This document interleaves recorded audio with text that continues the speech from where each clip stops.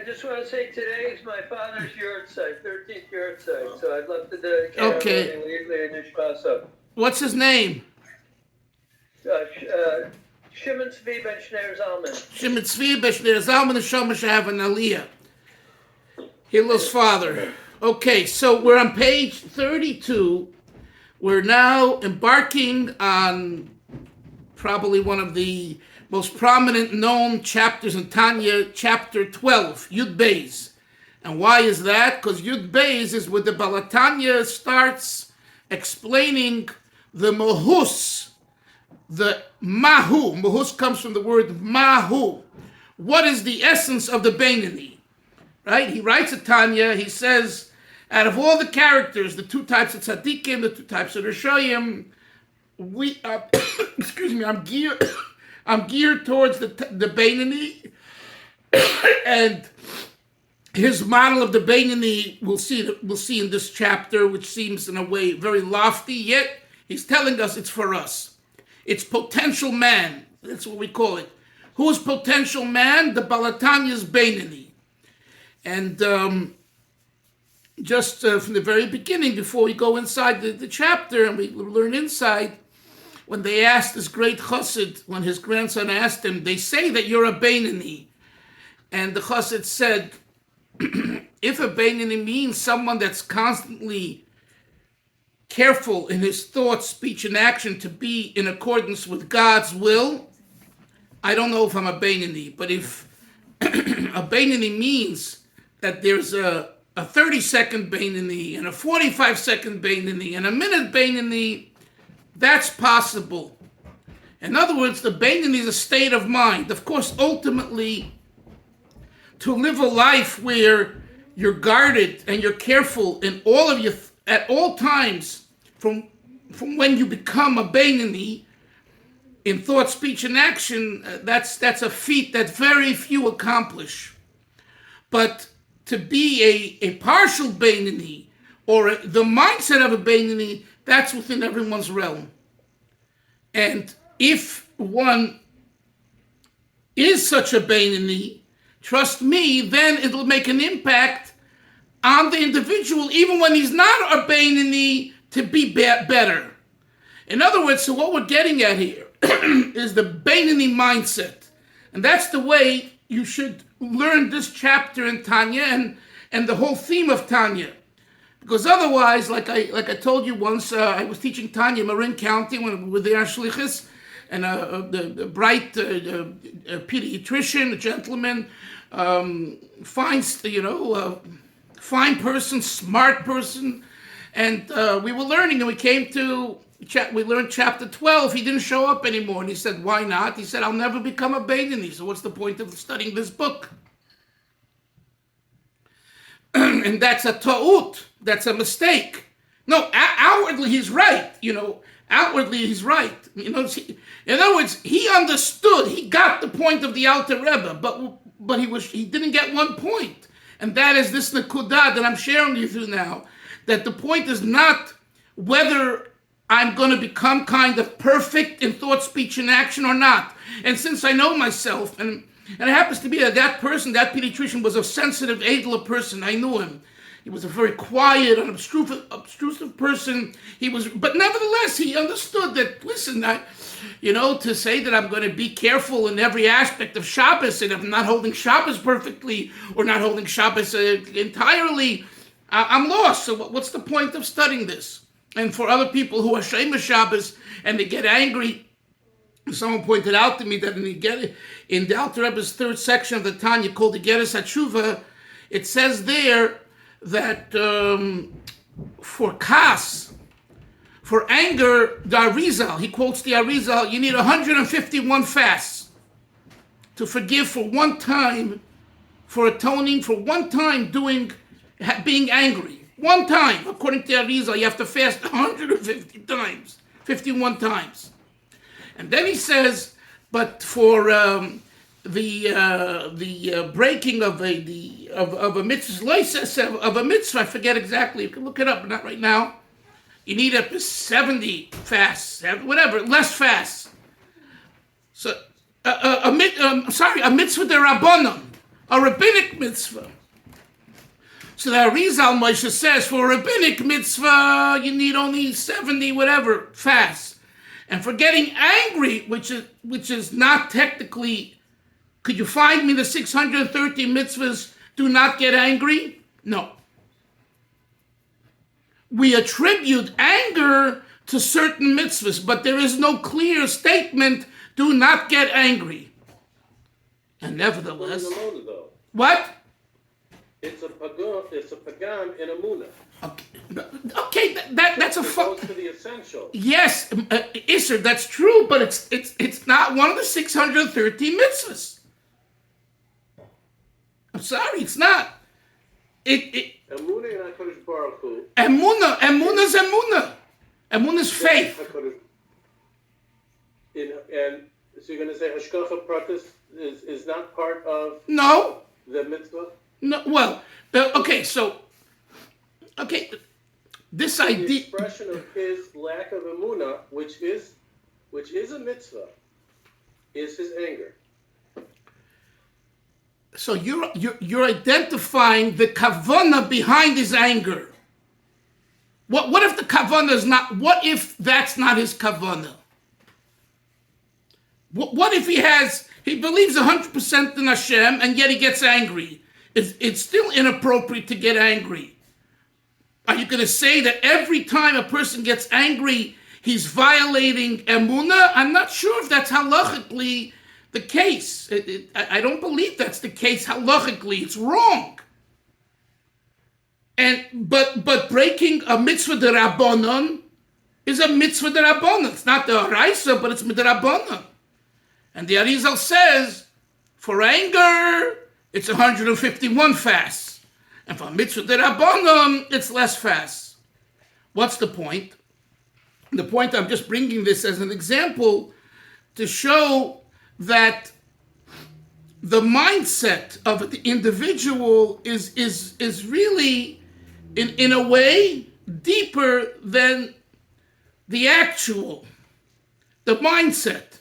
And that's what the Alter Rebbe, that's why it's Chassidus, it's not Nigla, this isn't Halacha, we're learning Chassidus. Chassidus, Musar, this is Chassidus. In other words, Alter Rebbe is interested in going deep into the man, to the psyche of man, of the human being, and looking at the deeper issues that cause man to do this or that. And if that's the case, the Alter Rebbe is saying that you could be a Beinani. Even if in actuality, there are times where you're not careful in thought, speech, and action. So as far as reward and punishment, you get an X. But if your mindset is to be such a person, then you're on the right trajectory. And if you're on the right trajectory, you will get there. You will get there. So in other words, put it this way. Is it better to be a reward, punishment, tzaddik than to be a psychological mindset Beinani? From the Alter Rebbe's perspective, in this scenario, it's better to be the mindset Beinani. Why? Because once you adopt this mindset, and this is who you become, you will go on that trajectory. So even when you fail, you bounce back. Whereas in the practical reward and punishment, you're not guaranteed. And if you think I'm just telling you fantasies and hypothetical situations, it's not the case. I just wrote about an individual who I could say that's an example. The equation of right and wrong does not guarantee what you're going to do later, what you're going to be later. Whereas when you become identified with a certain mindset, and that's who you really are, that has a greater chance. There's no guarantees, okay? But that has a greater chance of sticking with you, and really constantly pushing you in the right way. And that's why Chassidus especially puts a great emphasis on this type of approach. You see? And this is for those that learn some Musar. Musar is more on the practical orientation. Be clean, be on time, don't be late, don't be scattered, right? Moshe. So Musar, as it says in Mesilas Yesharim, is about zrizus and nikiyus and prishus, very practical things. Okay? That's Musar. See, this is not about zrizus nikiyus. I've told you this many times, and it's important to repeat. Chassidus is not Pirkei Avos. Chassidus is not Rabbi Chaim HaKodesh. I mean, some want to argue that Rabbi Chaim has Chassidus. It's true, but the Baal Shem Tov, with his innovation of Chassidus, it's about the Mahalach HaNefesh, the approach of soul, the soul approach. And that's a very different thing than, are you on time or are you not on time? I don't care if you're not on time. They say there was a mashpia in Russia. He came to Shoel Brook. He lived first in Tel Aviv, and then he was in Rishon LeZion at yeshiva. And he said he loves wild boys, shovavim, because a shovav, he says, has potential to become one day a very big Talmud Chacham. Someone who's, complacent and a goody-goody, or as we used to say in school, a TL, you know what a TLer is, right? T is for the Yiddish word tachat. Tachat. L stands for leker. You know what a leker means? Someone who licks. A TLer means someone they're licking their teacher every day, trying to show they're the best. They sit up front, next to the teacher, that type. So Reb Shoel would say, someone who's like that, today, but you don't know what the future is when he encounters the world, the challenges, the questions. But someone who's wild and sugar and just running around and a troublemaker, there's energy there. Oh, is there energy? So if you get to challenge that energy the right way, they're going to be very special in something. So I'm saying is the Alter Rebbe, his Tanya is not about, are you clean or you're not clean? Are you on time or not on time? You don't find that in Tanya. You guys have learned Tanya, in Chitas and other times, and now we're learning that you don't find that. Because it's not a book of Musar. It's a book of soul. It's a book of Nefesh. And Chassidus, it's not just Tanya, but all Chassidus. Particularly Tanya is a book of Nefesh. So in the book of Nefesh, you know what's more important? The mindset than the practical. Now, no one should walk away and say, see, if so, I can be work towards being a mindset of a Beinoni and not put on tefillin. That's absurd. That argument's absurd. Because at the end of the day, if you're identified with a proper mindset, you follow that mindset. Otherwise, you're a loony bin. You're not normal. In other words, if you understand with your mind that this is good, and this is good for God, and it's good for you, and it's good for your family and community, you want to follow it. It's a healthy thing. It's a good thing. So you can't say that the mindset remains only a mindset. And if it does, it's not that you don't have the true mindset. There's still an ego involved in the mindset. But let's now learn inside, okay? I just wanted to give you a little introduction. Perek Beis, chapter 12, page 32. The Beinoni, who Shelo Ein Hara Goiver, Moshe, do me a favor, mute yourself. Who Shelo Ein Hara Goiver Kol Kach Lichtboish Esoir Ktana.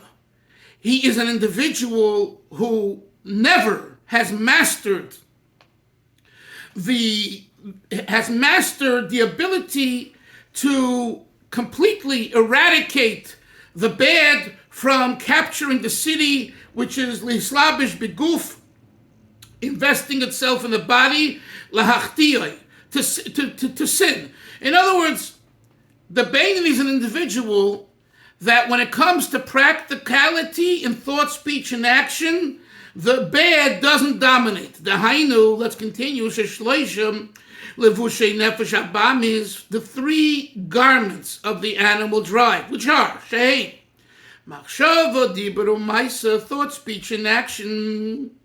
Shemitzad Klipa, from the perspective of the negative, strenuous husk inside called Klipa, and Goivrim boy, they do not overpower al nefesh alikis, over the godly soul, lislabish beguf b'moyachol b'peh, to invest itself in the body, in the mind, and in the mouth. Uvashara machevorim, into the other 248 limbs. To do what? Lachtiyam, to make them sin, uletamam, to make them impure, God forbid. Rak. Shloisha levushe nefesh alikis, the three garments of the godly soul, which is thought, speech, and action. Heim levadam islapshem beguf, they alone invest themselves in the person's body. Consisting of using your thought, speech, and action for the 630 mitzvahs of the Torah. And look what the Alter Rebbe says now. This is one of the most important lines in Tanya. V'loyovar aveda miyomov. The mindset of the Beinoni is that he never has committed a sin in his life. That's in the past. And in the future, the mindset is v'loyavar eloilam, and he never will. What does that mean, my friends? We're talking about someone who's a Beinoni. That means he's not a tzaddik, right? Avram. So if he's not a tzaddik, he's a Beinoni. What do you mean he never committed a sin? Of course he committed a sin. Otherwise he'd be Moshe tzaddik. So what does the Baal Tanya mean here? V'lo yaver aveda miyamav. That's number one. Question number one. Question number two. V'lo yaver lo'ilam. And he never will. He never did and he never will. Question number two is, how can you say he never will? What are you, God? You know the future? And the answer is what I said earlier. Of course he committed a sin in the past. That's why he's not a tzaddik. But his mindset today is such that if you judge him the way he is today, he would have never committed a sin in the past, and he will never commit a sin in the future. That's the way he is tomorrow. Hillel, what's going to be tomorrow? I don't know. If he'll maintain this mindset, then tomorrow I'll be able to say the same thing about it. And guess what? If he doesn't, then tomorrow he's not a Beinoni mindset anymore, and that person did a sin in the past, and he will do a sin. So the Alter Rebbe is not here speaking about giving prophecy. Of course not. He's talking about the mindset. How committed is this individual with his attitude towards Hashem? How committed? So there is a tzaddik, let me clarify. There is a tzaddik whose attitude is not only have I never sinned because I've done tshuva to the point where I've never sinned, but the whole idea of sin has been eradicated from his mindset. The urge has been eradicated. That's what a tzaddik is, and that's why we're not tzaddikim, and the whole idea of tzaddikim is really foreign to us. Again, according to the Alter Rebbe's definition of a tzaddik. When you learn this Tanya, you must understand that what you hear on the street and in your shul and Beis Medrash and in other svarim is not this scenario. When most people say tzaddik, they're talking about, did they speak Lashon Hara? Did they not speak Lashon Hara? Did they cheat on their taxes? Did they not cheat on their taxes? Did they do Achdosas Orchim or did they not do Achdosas Orchim? So when you talk about the Chafetz Chaim, the great Chafetz Chaim, he's a tzaddik. What is a tzaddik? He was so careful with his Lashon Hara to the point where he wrote the Sefer Shmiras HaLashon and everything else. Right? The Balatanya is not talking about now reward and punishment, Did he do sin or did he not do sin? He's talking about the attitude. So there is an attitude of soul, of the person's soul, which is tzaddik-like, which means that even the urge to do evil, to do bad doesn't exist. That's how much he's transformed himself. Well, sorry, folks, that's not us. And then there is a Russia whose attitude is, hey, I enjoy a good hamburger, cheeseburger. I enjoy a good cheat. I enjoy a good shtus. And the fact that sometimes I regret, okay, fine. But really, what's driving me? It's that shtus. That's a Russia. Then comes this Beinani, in the middle, average, Beinani, intermediate. What's the Beinani? In practicality, he's careful not to commit a sin in thought, speech, and action. But as far as his heart's concerned, boy, does he have an urge. And guess what? His urge is just like a Russia. Just like a Russia. And when you think of this, Hillel, it's such a gewaltige insight, because people always say, I can't be like you. People who are not yet frum and on, they say, I'm sorry, I can't be like you. What do you mean like me? I don't mean like me. What do you mean like us, like me? We're all in the same boat. If one thinks that a person who is frum and became about the Shuv, or is born frum and all of that, doesn't have an urge, he's out of his mind. He's out of his mind. The whole Torah and the whole Chazal is talking about the religious Jews, right, from Jews, who are dealing with struggles from homosexuality to bestiality to everything else. Who's the Torah talking to if not to us? Of course it's talking to us. That means that there is an urge on some level. They tell the story of the Mittler Rebbe that he had coins on his table when people came to see him for advice called Yechidus. So he said that one of the coins he didn't want, and one of the coins that was on the table was of Catherine, one of the Russian Tsar or whatever, women and all that. So some said, Rebbe, why do you have such coins on your table? You're a tzaddik, you're a Rebbe. In other words, it wasn't an indecent exposure, but still, it's a picture of a woman on a coin on his desk.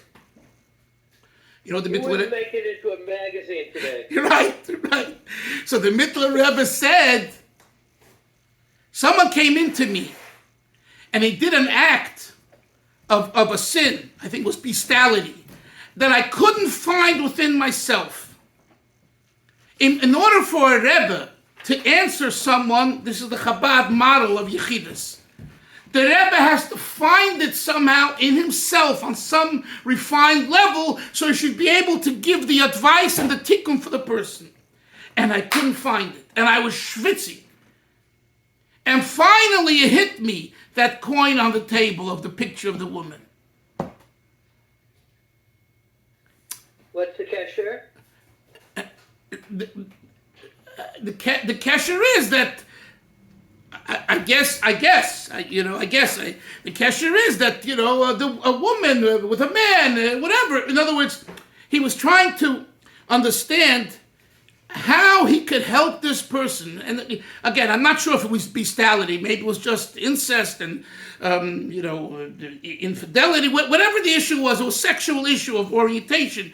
So somehow he realized, and I think he took the coin off after.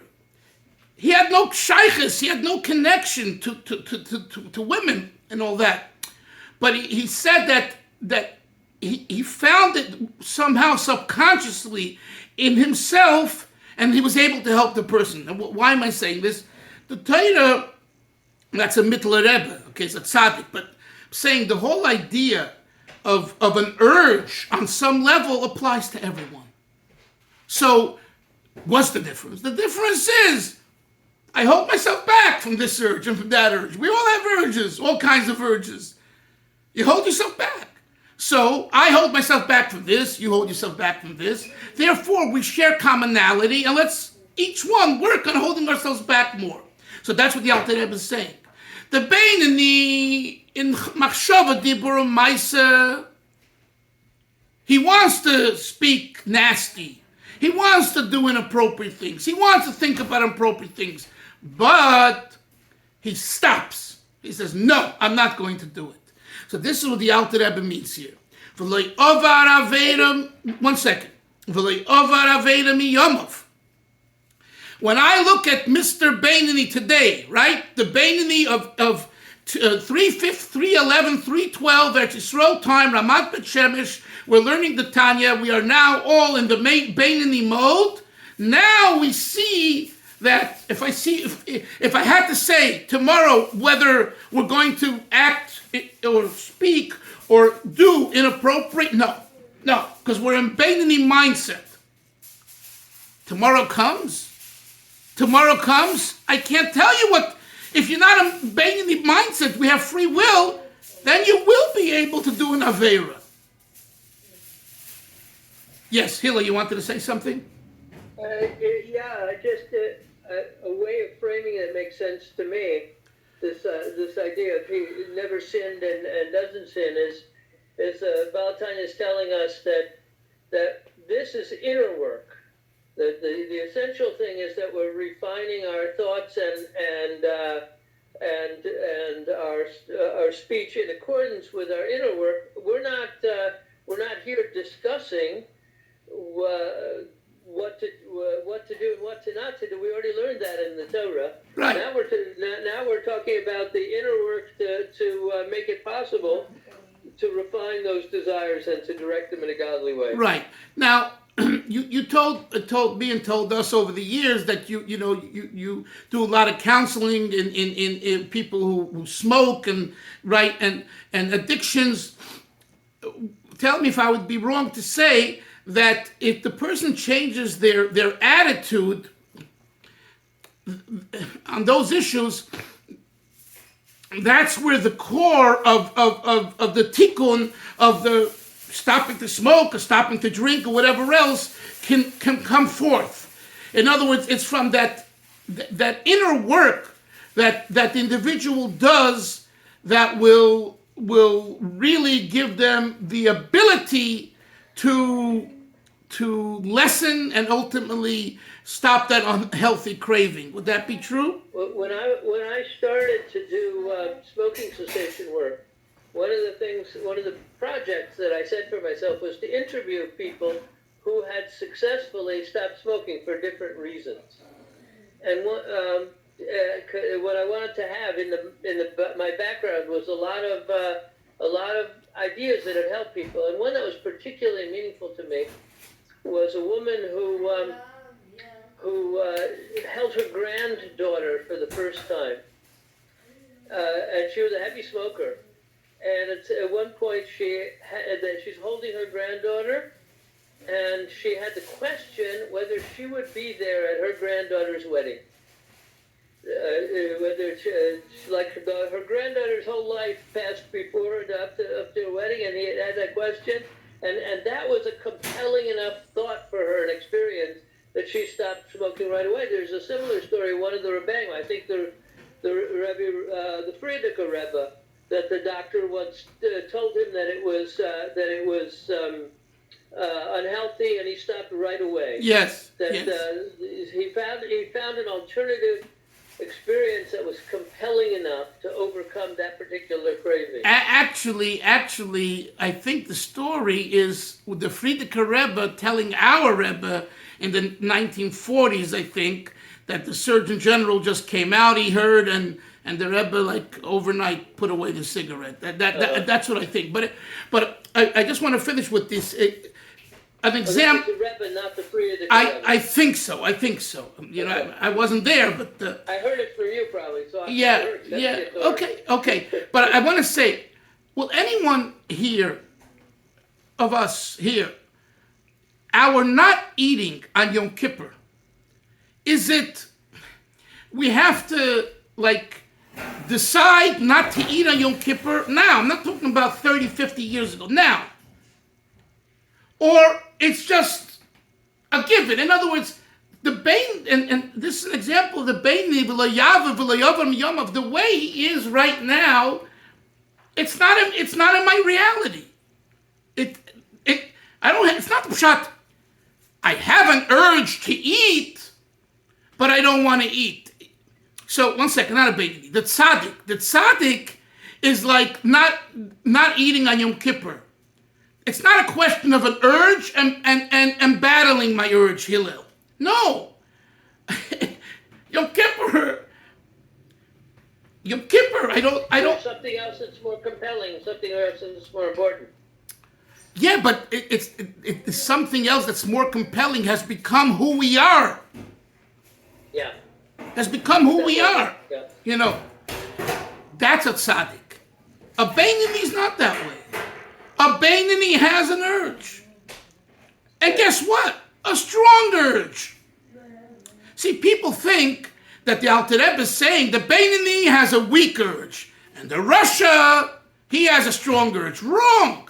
As far as an urge is concerned, they're both identical. Identical. So here's a question I have for you. Yes. How would you categorize? And I in my career worked in some very dark places like forensic mental health, etc. Okay, where would you put a person who presents himself as a firm Jew who molests small children? Well, we just Because the reason I'm saying that is that when I worked in the States, I had a shliach from another city call me because he was thinking of hiring a young Chabadnik who had been a teacher in another state, and he had been fired because of inappropriate contact with girls in classrooms. Okay, so my advice to him was teach him to be a shochet or something, because I didn't believe that I believe that in certain categories that the urge can be so strong, you know, that there is a responsibility of protecting the community, you know, from people who, even if they say they want to control it, that they can't or choose not to. Okay, but what is your question in regard to the Beinoni? I'm not following the connection. The connection is that you know, in the modern non-CNS world, etc., like you were talking about Tel Aviv. Yeah. Okay, so all kinds of thoughts could pop up, you know, from God's mind, let's say. Okay. On the other hand, there are people who are predators who they go down to the beach because they want those thoughts to pop up and maybe even activate them. Okay, so that's terrible. So what is it? So that person. So my question is that do we categorize that as a person as let's say like an incomplete Rasha? Definitely an incomplete Russia, and maybe even on certain in that area, complete Russia. Complete Russia. In that area, absolutely. Someone who goes down to the beach to activate their fantasy and thought for those type of purposes is bad. Yeah. What's the that's not what we're talking about a Beinoni over here. Because we'll see. No, I know that. I was just because we were talking about the subject of urge. Right. You know, there's the darker side is what I was saying. Yeah. And so again, you know, we will learn soon in Tanya in this chapter that the Beinoni, as soon as the urge comes, docheyu b'shtei yadayim. That's the Alter Rebbe's line. He pushes it away with two hands. It's a lot of work. But he says out, out. But someone who specifically draws those thoughts into himself, I mean, that's Russia. Okay. Chevra, we'll see everyone tomorrow, Mitzvah Shem. Have a great day. Shalom. Good conversation. Bye-bye. Thank you. Take care. Bye-bye. It's Thank you.